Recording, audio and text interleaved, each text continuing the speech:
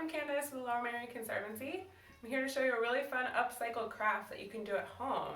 It is making your own seed paper. You need hardly anything to do this. All you really need is a blender, some recycled paper from your recycling bin, some seeds, and some cloth. You can also use a screen if you want. That's kind of optional. I'm going to show you an example of some seed papers that I made last year. I use them to display jewelry. You could use them for tags. You can let people draw on them. You can make cards with them. This one here is made with some milkweed seeds, so I put a little bit of fluff in here just for the look. You can see it's kind of rustic, but also very cool. All right, so we'll get to it. So to start, all you really need is to rip up some paper. It's a really good activity for some little hands if you have children around. So here I just took some recycled paper. So you can either use computer paper that's being thrown away. You can use old bills as long as you paid them. Newspaper, anything that doesn't have a glossy sheen to it. So you're just going to rip it up into small strips. I have a bunch pre-ripped here, so I'll just go with what we have. So again, this is a really fun activity for kids to help out with. You're going to start with just a bunch of ripped up paper. If you have a shredder, that's great, or you can just rip it into smallest chunks. You're going to pack this paper into your blender, maybe just about half full, like that's probably plenty. And then you're going to fill to just over the paper line with warm water. If you have a little extra water, that's fine. You just want to get this blended up nicely to a pulp.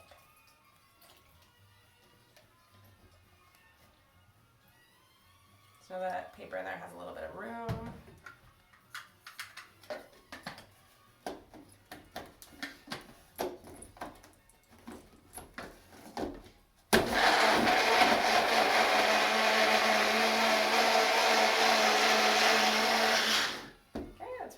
So you're going to want to blend it until it gets to kind of a mucky consistency. It's going to get kind of pulpy. Kind of look in here. Okay. So I'm actually going to take this paper out so you can see what I'm doing here. So once you have it kind of pulped up like this, you can pour it into a bowl. Now you're going to take your seeds and you're going to sprinkle them throughout. It's important not to put the seeds in the blender. You don't want to blend the seeds up. You just want to sprinkle them through the pulp. So I'm using some bee feed mix here.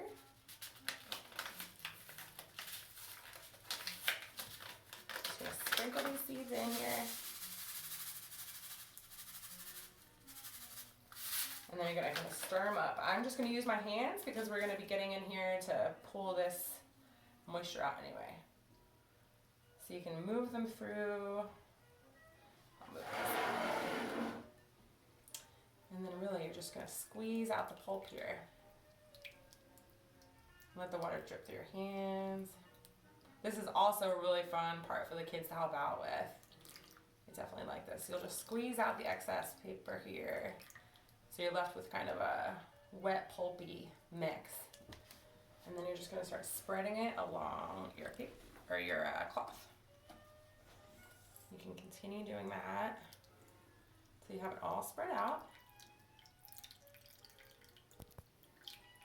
If you want, you can use a rolling pin. I usually just use my hands because I kind of like the uneven texture at the end. I think it has a little bit of an artsy feel, but you are free to experiment. This is very, it's not a science. You just kind of go with what you want.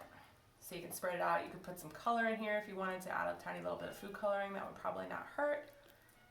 If you put more brown paper bags in here, it's going to have more of a natural look to it than this white. So you're really just going to continue just like this. If you want, you could get creative. Maybe you could put some dried flower petals in there on the top for it to dry. And then you're just going to kind of squeeze this down as much as you can to get it as flat as possible and squeeze that excess water out. And that is really all there is to it besides drying time. So you're just going to continue to flatten all this pulp out. I'm going to flatten along here. I've also done another variation where I put it right on the screen here. It kind of gives a little bit of a different texture to it. I don't know if you can catch that with the camera, but you can experiment with what you put your pulp on. And then just give it a couple days drying time. Put it somewhere where it might get some air or some sunlight maybe. And then give it some time to dry. And then you'll peel it off slowly, be fragile with it, or be gentle with it because it's a little bit fragile.